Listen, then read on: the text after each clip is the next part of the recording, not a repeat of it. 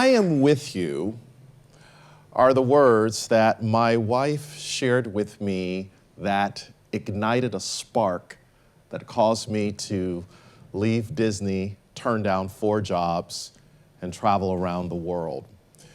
Any man that is worth his salt really knows that it is a woman who stands in front of you and beside you saying that joker wouldn't be nothing if it wasn't for me.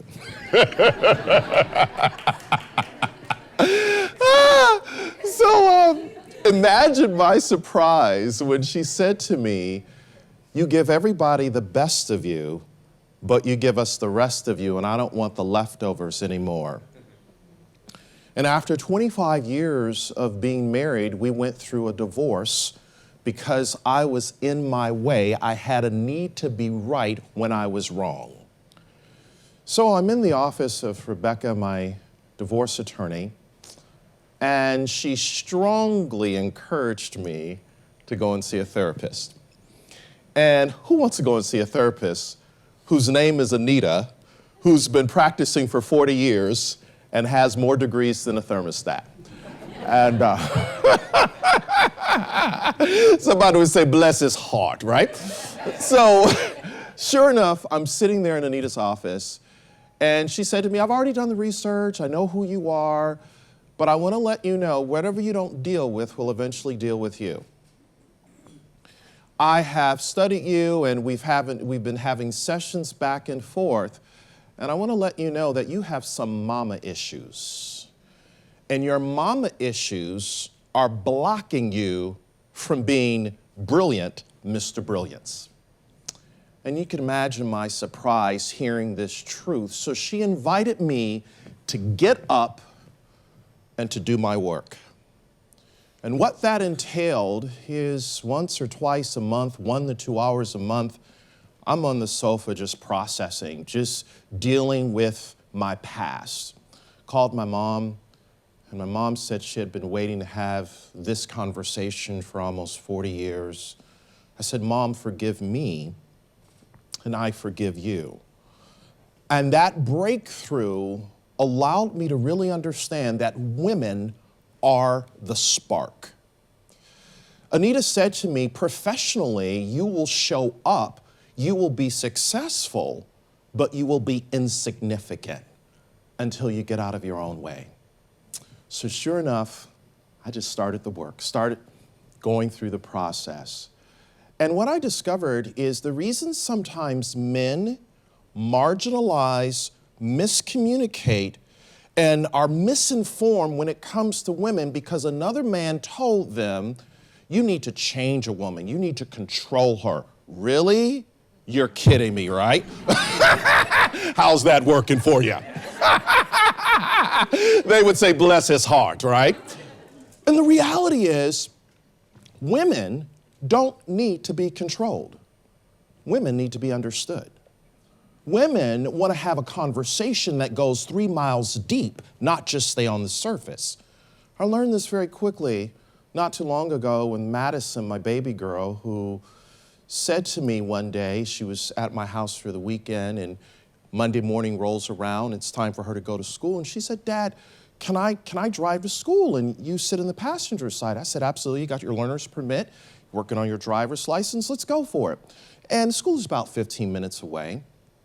So halfway there, Madison says, "Dad, how am I doing?" And being the emotional, clueless dad, I said, "You're doing fine." And I drop her off at school, give her a hug, kiss her forehead, and she's off. And I'm driving away, and I'm like, I missed the moment to connect with my daughter and not give her at least 3 levels deep of what was fine about her driving. What's interesting is I believe there needs to be a greater conversation with men to begin to awaken and think about how we treat women, how we're showing up. Why? I was just with a group of CEOs, and I said to almost 200 CEOs, a man, a nation, a society, and a corporation will not unleash its potential until it does right by women. It's taken me 20 years to figure this out. I was on the slow bus, you know. I was in the bottom half of the class that made the top half of the class possible. So it took me a minute. But when I came to this understanding, I was like, oh my goodness, read the tea leaves. Research says that worldwide, women control $20 trillion of spending. Research says that when women are on the boards of corporations and have senior executive roles in those businesses, they have a positive bottom line, an amazing profitability. So if we're reading the tea leaves, it's all right there. But why is it that sometimes men continue to be clueless and will not have this deeper conversation? And they walk around with eggshells. I don't know what to say. If I say the wrong thing, what are they going to say? It's going to be taken out of context. First of all, women want respect and honor. Like, can you handle that? Can we just start there, right? So then the question becomes, okay, Simon, great. What did you tell these CEOs? What did you invite them to consider? I said, number one, CEOs need to make a commitment that they will begin to respect and honor women, not just because it's the right thing to do, but they want to do it. Thus, creating a pathway for women to move from staff roles to line roles to eventually becoming CEO if they want to. And oh, by the way, ladies, because you are in the senior level roles and CEOs, don't forget your sisters. Don't elbow them out. Build a path where women can move from non-management roles to management roles because they are competent.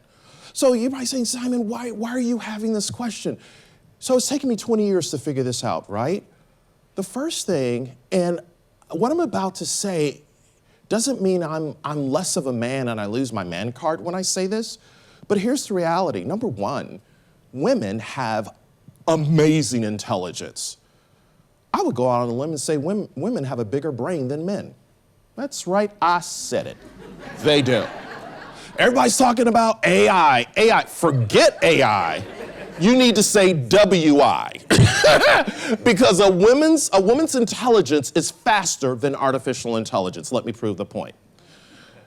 A woman can remember date, time, location, color, who said what, who had what on, what didn't happen, and what was the tone of the expression in a nanosecond. They can recall it.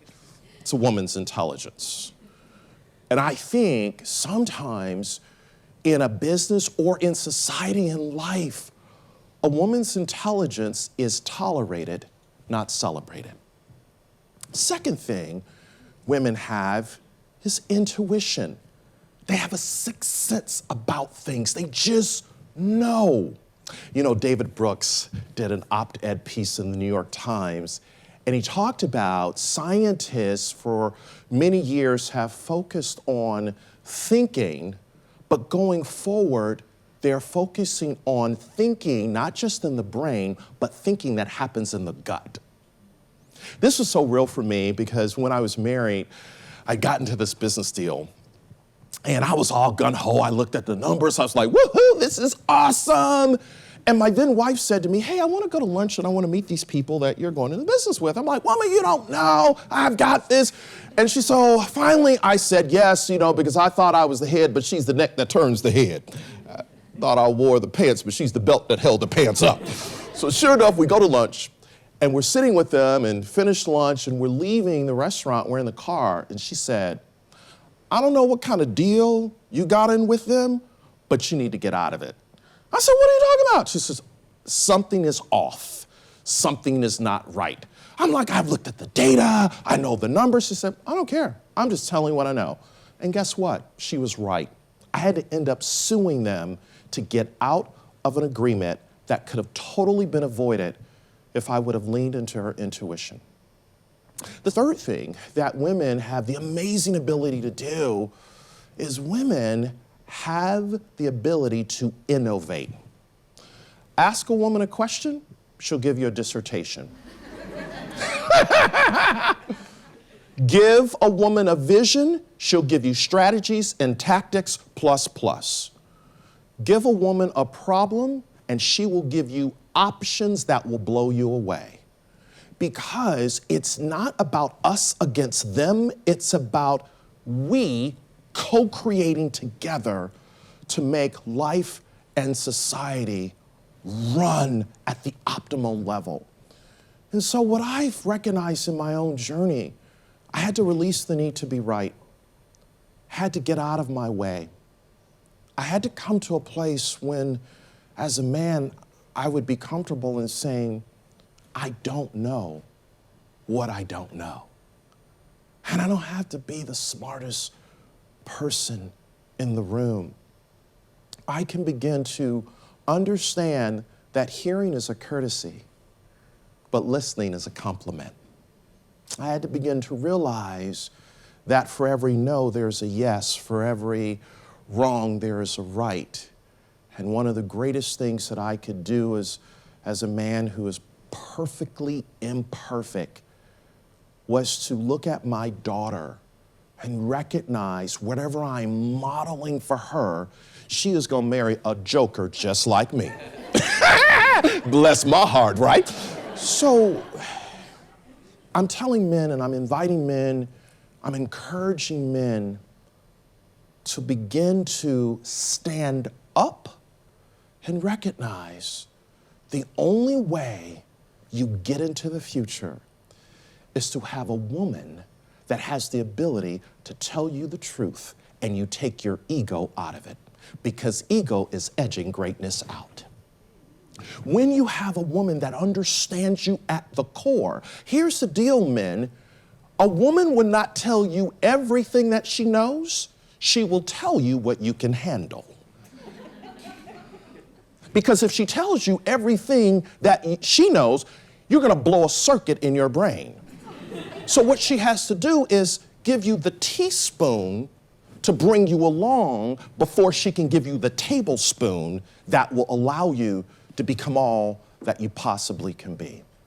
So I believe in nations, corporations, communities, and societies, we have to shift. Shift stands for see how I fit tomorrow. We have to shift and understand, how do we together co-create and move from me to we? Because I need you and you need me. I can't get into the future thinking that I am a manly man. Whatever, that dog won't hunt. So, would you join me on this journey, telling every man that yes, women are the spark. You don't become less of a man, you become more of a man, because you no longer tell women, you ask women. You no longer try to communicate with women, you connect with women. And most importantly, you spark their brilliance. Because when you spark a woman's brilliance, it opens up the brilliance in you. Thank you so much.